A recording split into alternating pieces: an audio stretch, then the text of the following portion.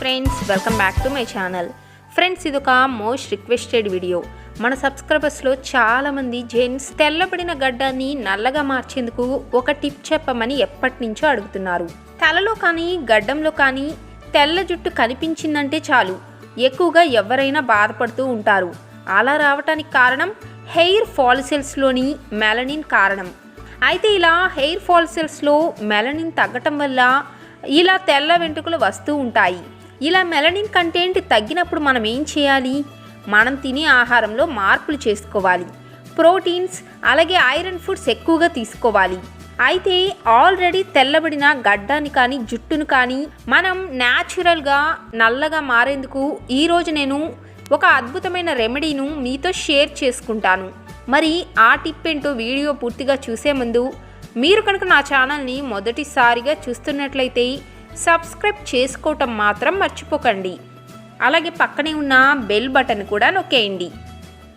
Friends, ఈ tip కోసం మనకు కావాల్సినవి కరివేపాకు. కరివేపాకులో విటమిన్ బి కాంప్లెక్స్, జింక్ ఎక్కువగా ఉంటాయి.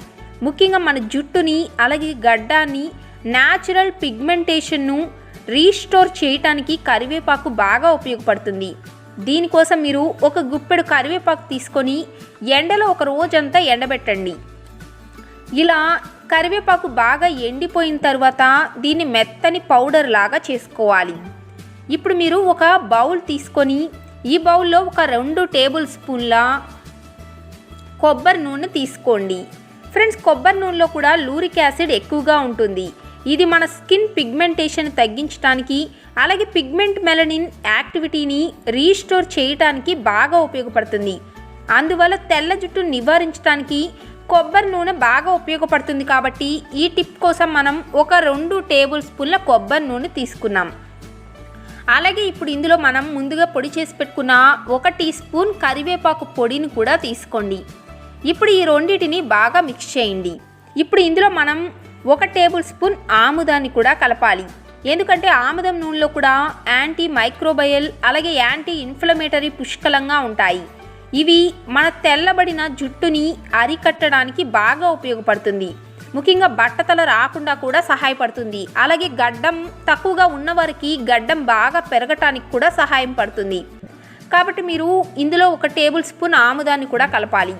ఇప్పుడు ఈ మూడింటిని బాగా మిక్స్ చేయండి. ఇప్పుడు మన హోమ్ రెమెడీ తయారైపోయింది.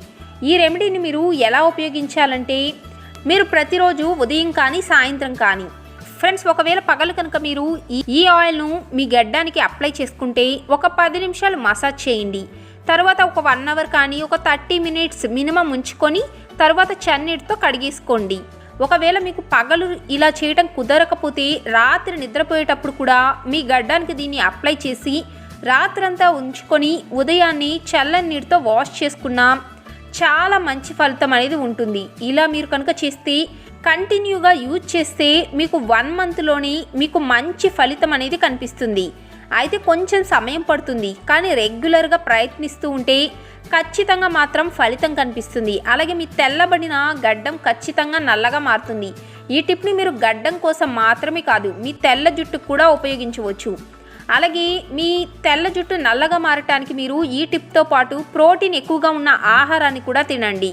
అంటే రోజు ఒక గుడ్డు కానీ చీజ్ కానీ లేకపోతే చేపలు ఇలాంటి ఆహారాన్ని రెగ్యులర్గా మీ డైట్లో చేర్చుకోండి. అలాగే విటమిన్ B12 అధికంగా ఉండే ఆహారాలన్నీ మన తెల్ల జుట్టు నల్లగా మారుస్తాయి.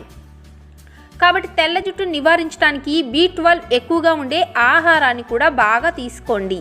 ఇలా కరివేపాకుని ప్యాక్ లాగా అప్లై చేసుకోవడంతో పాటు కరివేపాకుని మీ వంటకాల్లో ఎక్కువగా ఉపయోగించండి. మజ్జిగలో కానీ పెరుగులో కానీ లేకపోతే వాటర్లో కానీ కలుపుకొని తాగండి.